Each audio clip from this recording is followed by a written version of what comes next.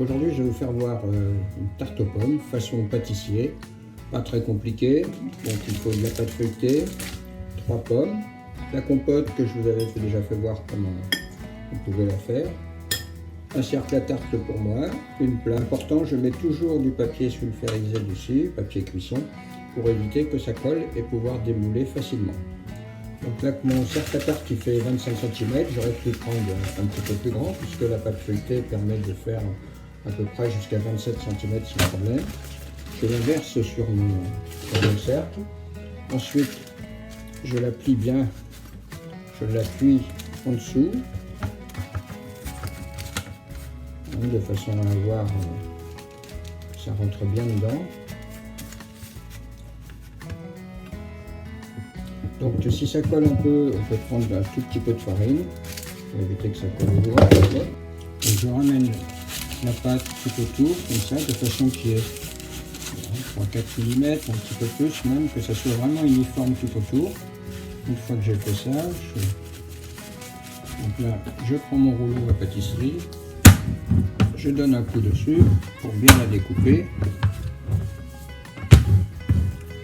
J'enlève le surplus, et là pour faire joli, donc je prends le bord avec le pouce et l'index, je ramène de façon que ça soit à peu près uniforme aussi de ce côté là.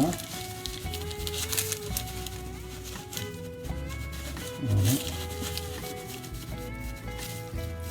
Donc là j'ai une tarte qui est à peu près identique tout autour, qui déborde légèrement. Maintenant, je vais la piquer pour éviter que la pâte feuilletée remonte. Donc là, je prends une fourchette, très facile, je pique à l'intérieur.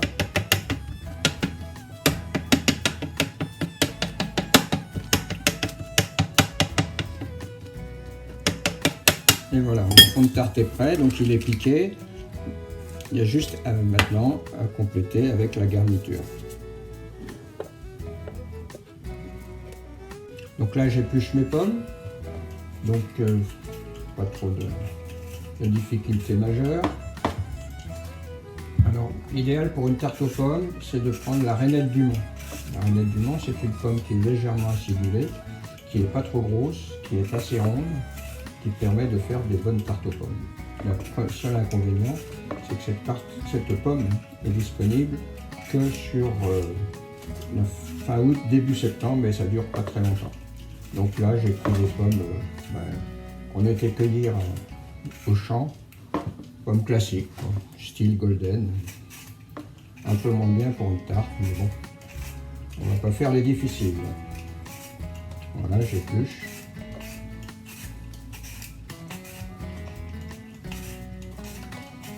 Ensuite, une fois que c'est épluché, alors il y a deux solutions. La solution, si vous en avez, c'est pas tout le monde qui a ça.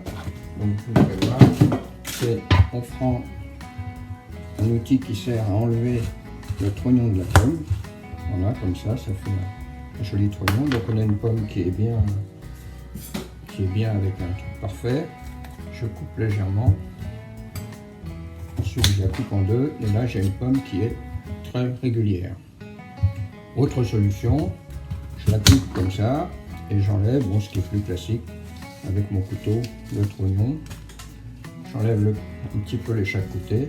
Donc ça fait une pomme qui est un petit peu moins régulière, mais bon, ça va très bien pour faire une tarte aux pommes. Donc maintenant on va procéder au garnissage. Donc pour rappeler la compote qu'on avait fait au micro-ondes, donc une compote, donc vous voyez là il y a un peu de morceaux, c'est fait exprès. Pour la tarte aux pommes c'est mieux que d'avoir une purée trop fine. Donc avec mes 3 pommes, ça correspond à peu près, selon la taille des pommes bien sûr, mais à peu près à mon besoin pour une tarte de 25 cm. Si vous faites une tarte un peu plus grande, mettez une pomme de plus. Donc voilà, donc là j'ai fait le dessous de ma tarte.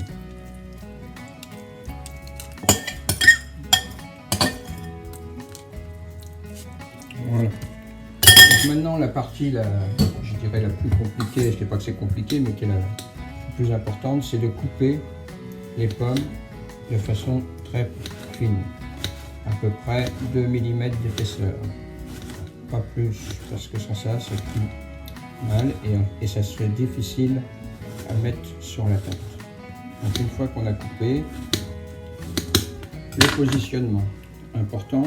Donc je commence par mettre un bout et là je les mets très serrés. Il ne faut pas hésiter à mettre très serré, pratiquement debout, pour pouvoir avoir une pomme, comme elle va cuire, elle va réduire, donc avoir une tarte qui a vraiment le goût de pomme.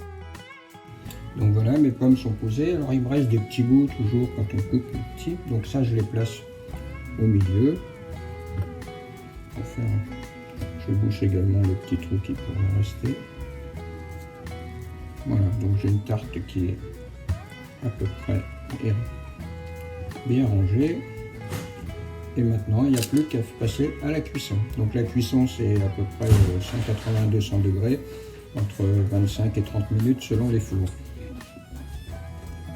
Tarte aux pommes qui est cuite, donc on voit que les pommes ont commencé à prendre un tout petit peu de couleur, donc ça c'est parfait.